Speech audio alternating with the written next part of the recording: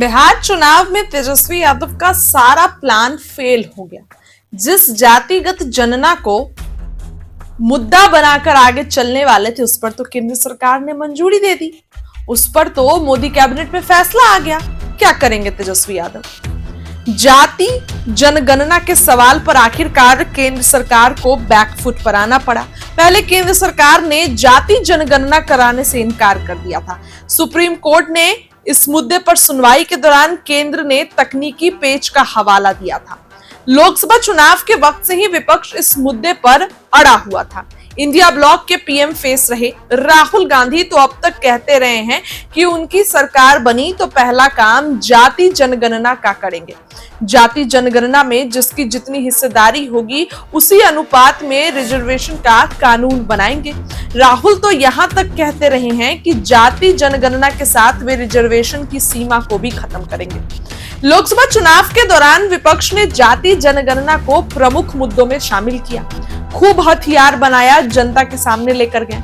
बिहार में आरजेडी नेता तेजस्वी यादव ने सबसे पहले जाति जनगणना की पहल की। उन्होंने नीतीश कुमार से इस मुद्दे पर पहले मुलाकात की थी। तब नीतीश एनडीए सरकार के मुखिया थे। नीतीश ने इस बाबत एक सर्वलीय प्रतिनिधिमंडल दिल्ली भेजा। चूंकि केंद्र सरकार ने पहले ही तकनीकी दिक्कत बताकर जाति जनगणना से मना कर दिया था, इसलिए बाद में आरजेडी के साथ सरकार चलाते वक्त नीतीश कुमार ने अपने खर्च से जाति सर्वेक्षण कराया। इस पर 500 करोड़ रुपए का भारी भरकम खर्च भी राज्य सरकार ने उठाया। सर्वेक्षण के आधार पर नीतीश सरकार ने रिजर्वेशन की सीमा बढ़ाकर 75% कर दी। हालांकि रिजर्वेशन में वृद्धि पर पटना हाईकोर्ट ने रोक लगा दी। बिहार में विपक्ष इस विधानसभा चुनाव का मुद्दा बनाना चाहता था, पर भाजपा ने विपक्ष की योजना पर पानी फेर दिया। क्या करेंगे तेजस्वी यादव? पहले लोकसभा चुनाव में राहुल गांधी ने जाति जनगणना को भुनाने का प्रयास किया। उन्होंने कहा कि वे सरकार बनने पर जाति जनगणना कराएंगे, उसी आधार पर रिजर्वेशन का नए सिरे से निर्धारण होगा। लोकसभा चुनाव के बाद जिन राज्यों में विधानसभा के चुनाव हुए वहां भी कांग्रेस समेत तमाम विपक्षी पार्टियों ने जाति जनगणना को चुनावी मुद्दा बनाया। झारखंड में विपक्षी गठबंधन की सरकार बनने पर अगले साल तक जाति सर्वेक्षण कराने की घोषणा हुई है।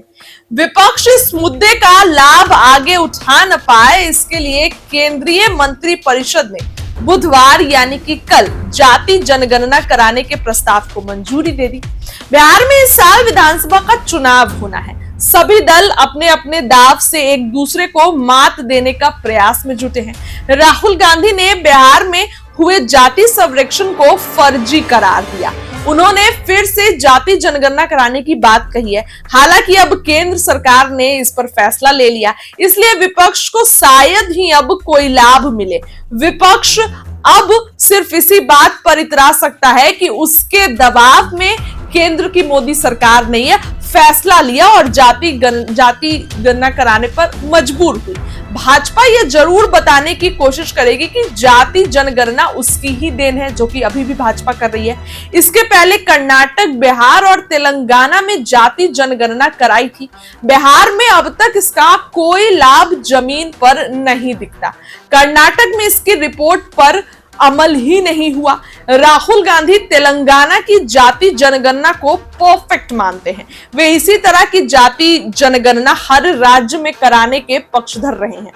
अब उनका यह मुद्दा, जिसे बिहार चुनाव में कांग्रेस नेता ब्रह्मास्त्र की तरह इस्तेमाल करना चाहते थे, वो तो खत्म हो गया।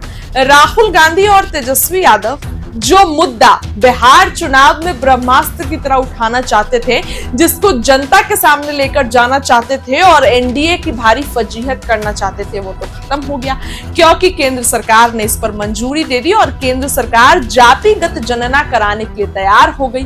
तो अब क्या करेंगे तेजस्वी यादव? जिस मुद्दे को हथियार बनाकर जनता के पास जाने वाले थे, जिस मुद्दे को जनता तक पहुंचाने वाले थे, वो मुद्दा ही खत्म हो गया। केंद्र सरकार इस पर राजी हो गई।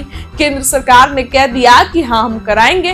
तो राहुल गांधी और तेजस्वी यादव फिलहाल अभी क्रेडिट ले रहे हैं, लेकिन उनके मन में कहीं ना कहीं ये संकोच तो है कि जिस मुद्दे को हम जनता के पास ले जाना चाहते थे, जिस मुद्दे को हम बताना चाहते थे कि इस पर इन्होंने कोई भी काम नहीं किया है, उस पर तो केंद्र सरकार राजी हो गई।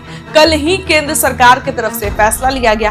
अब कहा जा रहा है कि नीतीश कुमार के कहने पर, तेजस्वी यादव कह रहे हैं मेरे पिताजी और लालू प्रसाद यादव और मेरे कहने पर, तो आखिर किसी के भी कहने पर हुआ, लेकिन विपक्ष के हाथ से मुद्दा छिन गया और विपक्ष के किए कारनामों पर पानी फिर गया। विपक्ष अब क्या करेगा?